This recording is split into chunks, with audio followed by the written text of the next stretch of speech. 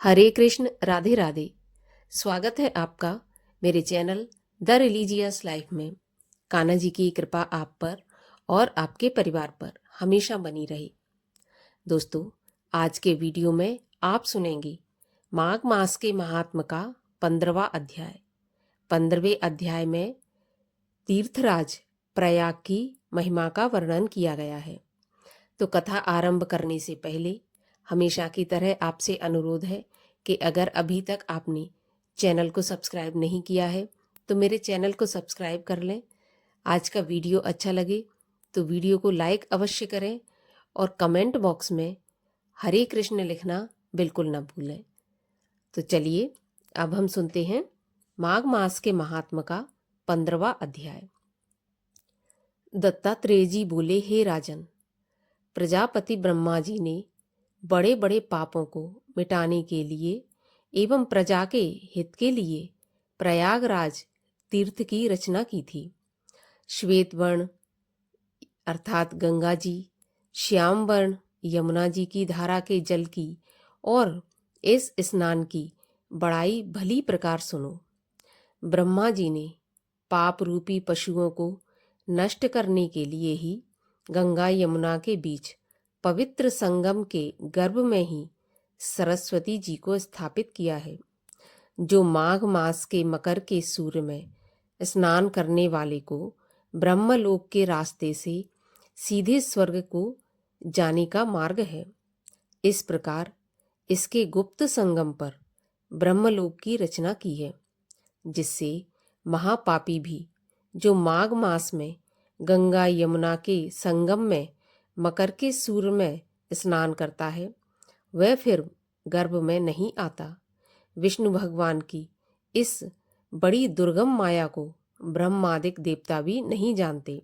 हे राजन, जो माघ महीना में प्रयाग में सब पापों को नष्ट करती है और दैदीप्यमान लोकों में अनेक भोगों को भोगकर मनुष्य परम ब्रह्म में लीन होता है, उसके पुण्य की गिनती चित्रगुप्त भी अच्छी तरह नहीं जानते।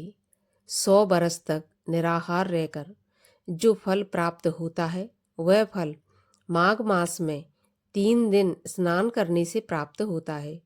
जो फल सूर्य ग्रहण में कुरुक्षेत्र में सहस्त्र भार सोना दान करने से एवं सैकड़ों अश्वमेध तथा हजारों राजसूय यज्ञ के करने से प्राप्त होता है, वह माघ महीने में गंगा यमुना के संगम में त्रिवेणी में प्रतिदिन स्नान करने से अवश्य प्राप्त होता है। पृथ्वी पर जितने तीर्थ और सप्तपुरी हैं, हे राजन, वे सब माघ मास में त्रिवेणी में स्नान करने के लिए आते हैं। सब तीर्थों का वर्ण पापियों के संसर्ग दोष से श्याम वर्ण हो जाता है। उसके बाद माघ मास में त्रिवेणी स्नान करने से सब श्वेत वर्ण अर्थात पवित्र हो जाते हैं।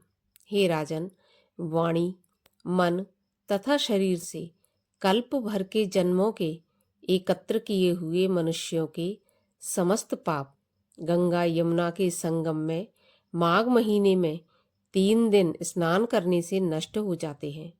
जैसे सर्प अपनी पुरानी केंचुली छोड़ता है, उसी तरह मनुष्य पापों को छोड़कर स्वर्ग में जाता है।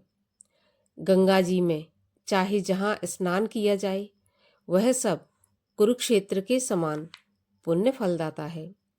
कुरुक्षेत्र के स्नान से 10 गुना फल वहाँ मिलता है, जहाँ गंगा जी विंध्य पर्वत में संगत है।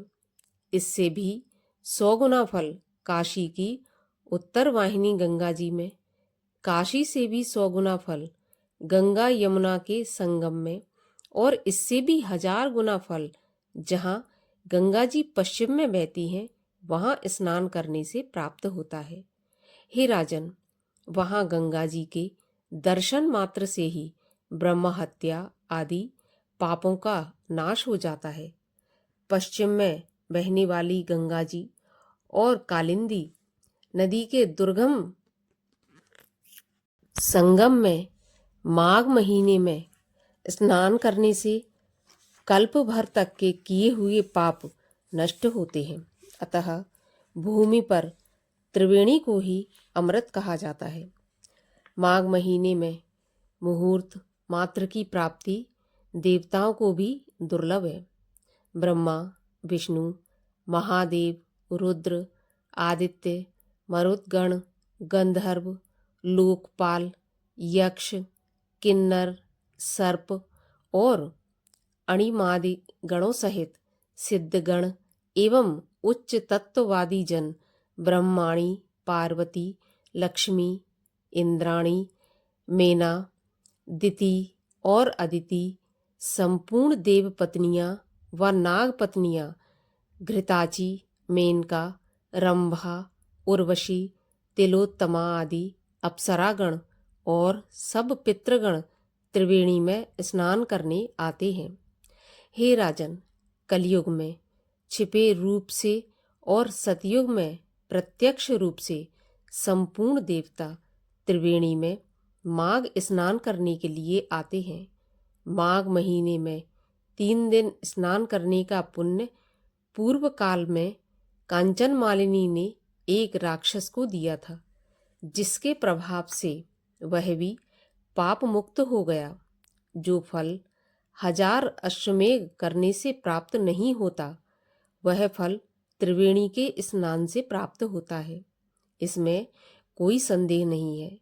जो मनुष्य इस महात्म को भक्तिपूर्वक सुनता है या पढ़ता है, वह विष्णु लोक को जाता है। माघ मास के 15वें अध्याय की कथा यहीं पर समाप्त होती है। कथा अच्छी लगी हो तो लाइक अवश्य कीजिए और अगले अध्यायों की व्रत, त्योहार, पर्वों की जानकारी और कथाओं के लिए चैनल को ज़रूर सब्सक्राइब कीजिए। अब हम मिलते हैं अगले वीडियो में। तब तक के लिए हरे कृष्ण।